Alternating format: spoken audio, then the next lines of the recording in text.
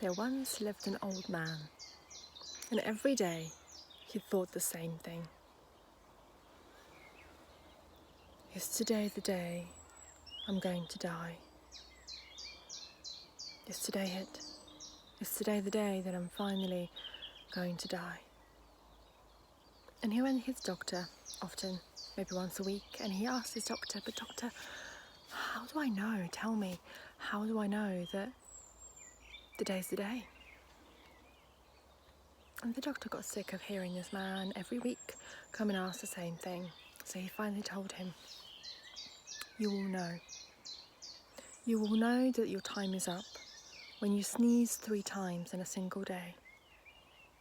And then that's it, and then I'm dead. And then, said the doctor, then you'll know you needn't come here any longer if you sneeze 3 times in one day. But the man was off. He went home and it felt good to finally know what it would take. So he was very careful. He was very careful where he went, who he saw, what he did, what he ate, not to sneeze at all. Well, after some time, it was spring. A spring day like this one. And his wife, she had a spring clean. So she took all the carpets and all the rugs and put them outside on the clothesline and started beating them to get all the dust out. And she started hoovering and started dusting. And he was looking at her in terror. Woman, are you trying to kill me? You know that if I sneeze 3 times in one day, I'm as good as gone. She said to him, well, I can't stop now. I've started. Tell you what, get off the sofa, lazy bones, and go and get me some flour so I can make some bread for dinner to have with our stew. And he was about to go, and he came off the sofa, and his nose began to itch, and his hands began to twitch, and he sneezed. The first time. Okay, that was once in the day, only once. He just needs to be really careful not to sneeze again. He gladly got out the house. I went to the miller to buy some flour.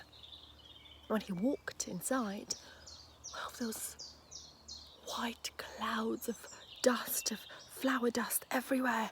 Oh no, he must get out there as soon as possible. And he ran towards the door, but his nose began to itch and his nose began to twitch and he sneezed for the second time. Death was close.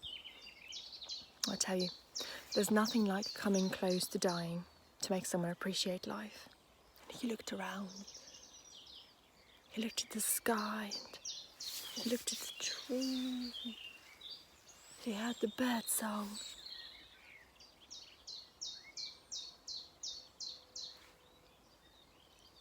Then he saw the flowers, the roses.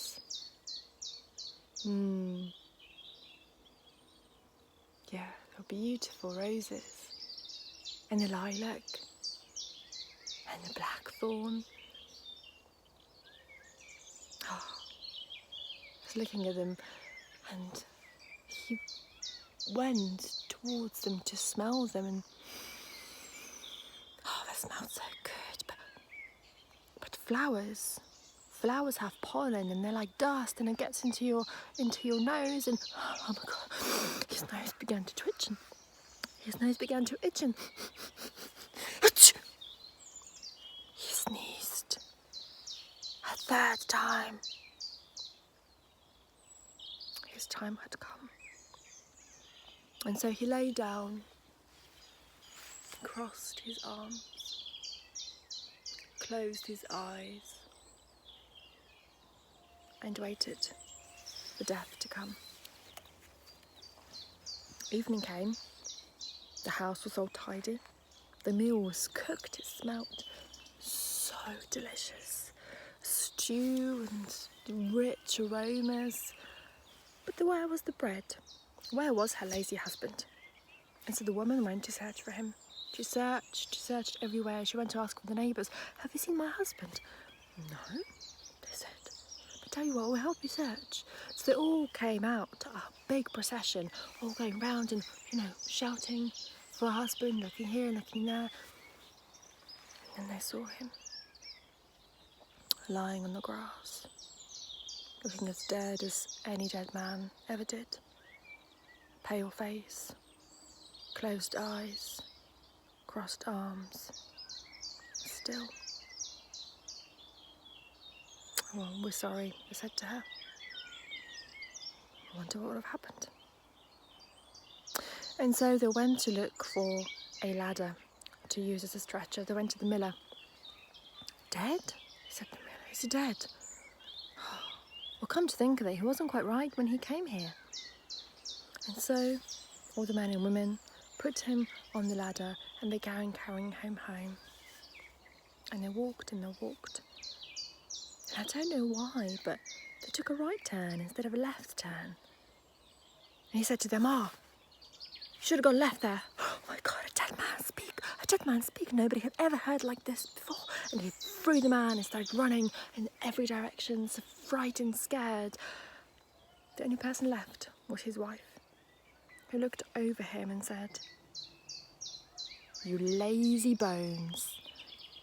At what lengths you're willing to go not to bring me flour."